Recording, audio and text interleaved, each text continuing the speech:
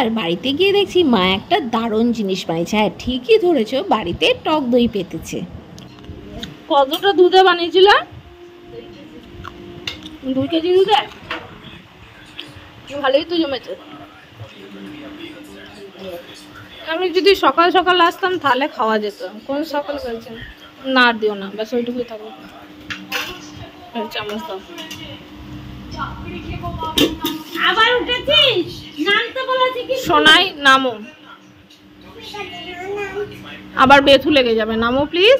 এই দেখো দিদুন দই পেতেছে। এই দেখো দই বানিয়েছে। বই না দই। জানেন তো মা সকালেই বলেছিল যে সকাল সকাল আয় দই পেতেছি, তো দই দিয়ে চিড়ে বা মুড়ি দিয়ে খাবি, তুই তো খেতে ভালোবাসিস। তো আমারও ইচ্ছা ছিল, কিন্তু কি আর উপায়, টাইম হলো না।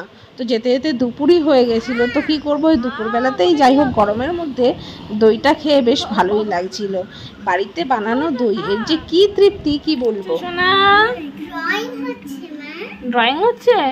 কি ড্রয়িং করবে তুমি? আমি ক্যাঙ্গারু ড্রয়িং করব। ক্যাঙ্গারু?